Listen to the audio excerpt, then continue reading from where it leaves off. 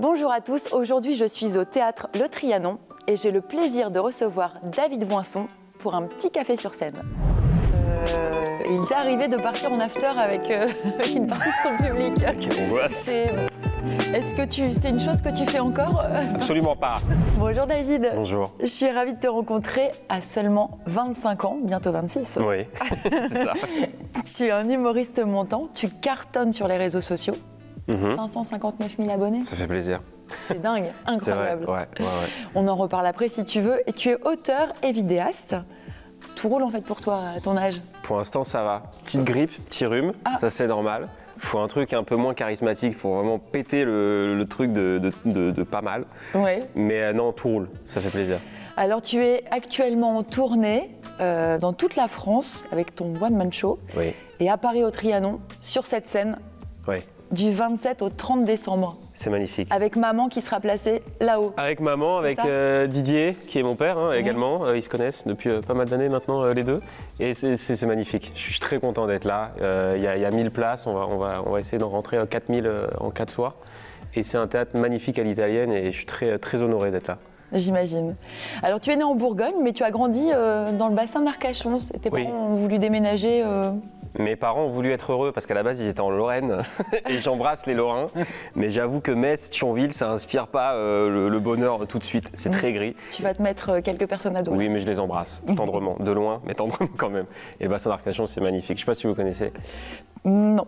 J'ai pas cette chance. Il y a la dune du Pial, il y a les huîtres qui sont géniales, il y a Pascal Obispo qui est pas très loin. Voilà, c'est globalement les 3 patrimoines qu'on a sur le bassin. Et j'ai eu beaucoup de chance de grandir là-bas grâce à mes parents. À 4 ans, tu commences la batterie.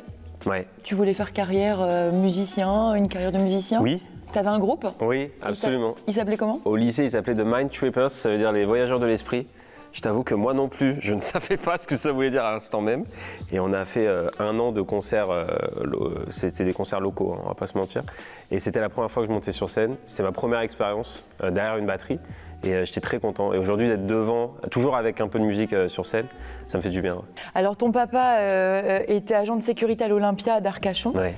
Une salle de spectacle. Ça t'a permis d'ailleurs de voir plein d'humoristes. Est-ce que ça a été un déclic pour toi? Il y a eu, oui, bien sûr. En fait, je me rappelle surtout d'aller en coulisses avec lui parce qu'il devait attendre que les stars partent pour fermer le théâtre. Et moi, j'attendais tout seul avec un petit chapeau parce que j'avais l'impression que j'avais du charisme avec un chapeau. Et j'ai fait vous ne pouvez même pas imaginer le nombre de photos que j'ai fait, que ça allait de Nolwenn Leroy à Zazie en passant par Jamel Debbouze. J'attendais n'importe quel artiste, je l'attendais Manu Dibango aussi en musicien et ça m'a donné envie d'être là dans un théâtre autant en coulisses que sur scène. Je ne savais pas exactement ce que je voulais faire mais je me suis dit ok, dans ma vie je veux être là. Et quand tu as dit ça à tes parents, ils t'ont dit quoi? Ils m'ont dit que ça allait être très compliqué. J'ai eu franchement les meilleurs parents du monde parce que c'était entre encouragement et méfiance. Ils ne m'ont pas laissé seul dans la gueule du loup entre guillemets. Ils m'ont dit fais attention, mais si c'est ça que tu veux faire, fais-le bien. Et je les remercie encore parce que ça a été pour moi la meilleure éducation. Ouais. Jeune, tu as regardé en boucle Pour toi, public de Dubosc. C'est lui le déclencheur vraiment? Il a aidé, il a fortement aidé parce qu'avec tout le respect que j'ai pour lui, il est très con et c'est une bonne chose à dire en tant qu'humoriste et comique. Il est très bête mais ça fait du bien, il est sincèrement drôle et que ce soit même Gad Elmaleh, en fait tous les humoristes qui montaient sur scène, je regardais les spectacles vraiment. Et quand j'ai vu des jeunes comme Kev Adams, Baptiste Le Caplin, Malik Bentala monter sur scène, je les voyais en direct à la télé, je me suis dit ok, si eux ils sont jeunes, ils peuvent parler de sujets qui parlent à toutes les générations mais a priori d'abord à moi, je peux aussi le faire. Et c'est comme ça que je suis monté sur scène et que j'ai écrit mes premiers sketchs. Tu commences la scène avant de monter à Paris. Dans quelle salle tu as fait ton premier spectacle? Alors, Café Théâtre Le Zèbre à Arcachon. Si les gens ne connaissent pas, c'est normal parce que la moyenne d'âge est de 208 ans là-bas. J'embrasse les Arcachonnais évidemment. Je vais me faire beaucoup d'ennemis vraiment dans cette interview. Un public de grands-parents? Oui, un public mais vraiment de retraités, mais ils le savent aussi là-bas. Et c'était mon premier spectacle là-bas. Ensuite, j'ai fait à la Maison des Jeunes à côté de mon lycée. Et rapidement, je suis monté à Paris parce que tout le monde nous dit que tout se passe à Paris, ce qui n'est pas forcément juste parce qu'aujourd'hui, un nombre incalculable de comédie clubs existe en France. Oui. Mais c'est vrai que tous les contacts et tout existent à Paris, la presse, les médias. Je ne vais pas vous l'apprendre, mais tout se passe à Paris. Donc évidemment, je me suis dit c'est un passage obligé. C'est pour ça que je suis monté assez vite. Et ton premier sketch, tu t'en souviens? Ouais, j'avais mis la batterie sur scène. Parce que ma mère m'a dit, si t'es pas drôle, joue de la musique, parce que les gens verront que t'es un bon musicien au moins. Ouais. Ça, c'est le côté très italien, très franc-parler de ma mère. Et c'était ça, et je parlais de mes parents, du lycée, évidemment. J'ai toujours parlé de ce que je connaissais. C'est pour ça que dans le spectacle actuel, il y a très peu de politique ou de religion. Non pas que j'ai pas envie de parler de ça. Déjà, c'est des sujets assez clivants, mais c'est des sujets où je connais pas assez de choses pour pouvoir en parler. Donc je parle du côté charreau, parce que malheureusement, je connais beaucoup de choses. Charreau, c'est un cours de jupon, hein, s'il y a des Arcachonnais viagers qui nous écoutent. Mais voilà, je parle de tout ça et surtout de ma génération, de mon époque et des relations que j'ai pu vivre au fur et à mesure du temps. À tes débuts, tu n'as pas joué dans des salles de spectacle grandioses, tu as joué dans des caves, des pizzerias, Oui. même des chichas. Tu es très bien renseigné, Même des beaucoup chichas. trop. Un public, donc des publics différents. Oui.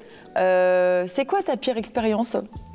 Alors bizarrement, ça n'a pas été les chichas, parce qu'il faut savoir que les chichas, quand tu fais rigoler l'assemblée qui ont vraiment des têtes qui font peur, tu as l'impression d'avoir gagné et d'avoir joué au Zénith. Donc ça, franchement, eux, je les embrasse fortement. Ça a été plutôt vraiment de jouer à Paris dans des comédie clubs, où il faut savoir les comédie clubs à Paris, la plupart du temps, c'est dans des caves, donc c'est dans des gens... les gens ne savent pas forcément ce qu'ils sont venus voir, il y a beaucoup d'humoristes, et moi qui suis un peu introverti, un peu timide, quand je suis arrivé à Paris, de faire mes preuves, ça a été un peu compliqué. Je n'étais pas vraiment moi-même. Donc ça a été dur. Il y a eu des scènes où je faisais rire personne, où il y a des gens même qui se sont demandé est-ce qu'il est vraiment drôle ou est-ce que c'est un présentateur. C'est horrible. Hein. Oui, c'est horrible, mais c'est la magie du métier parce qu'aujourd'hui, quand je me retrouve dans ce genre de salle et des gens sont venus vraiment pour moi, c'est un bel accomplissement, je trouve. Et ta meilleure expérience à tes débuts? Je pense que ça a été, oui, ça a été la première partie. Déjà de Kev Adams qui m'a donné envie de faire ce métier. Et il y a aussi Manu Payette par exemple. Je regardais son premier spectacle, je pleurais de rire dans mon lit. Et puis récemment Jérôme Commandeur, moi je suis fan absolu de Jérôme Commandeur et je l'ai croisé à une soirée. Et il a vu un article qui a été fait par Le Parisien et il m'a parlé de moi. Et c'est bizarre, mais pour un gosse qui vient du bassin d'Arcachon, qu'un humoriste dont tu rêves secrètement parle de toi, ça fait toujours plaisir. J'ai vu aussi que tu faisais des petites salles et il t'est arrivé de partir en after avec une partie de ton public. Quelle angoisse! Est-ce que c'est une chose que tu fais encore? Absolument pas. Je suis quelqu'un de très raisonnable. C'était quoi cette habitude? Mais c'est quoi cette info surtout? Tu partais pas en after? Comment tu as eu ça? Mais je sais tout.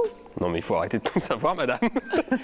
Oui. Alors oui, parce qu'en fait, attends, j'essaie de me justifier. Allez, je bois de l'eau qu'il n'y a pas du tout. Quand j'ai vu quand même que tu faisais des afters avec ton public, c'est quand même, je me suis dit, le mec il est cool. Mais oui, bien sûr. Mais je continue à en faire, sauf que là il y a plus de gens parce que j'ai une équipe maintenant autour.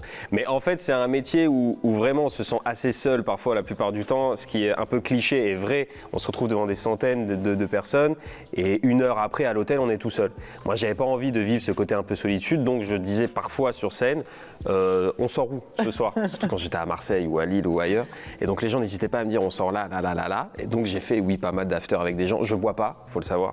Donc c'est des afters au Perrier Bulle, voilà. Mais c'était des très belles soirées.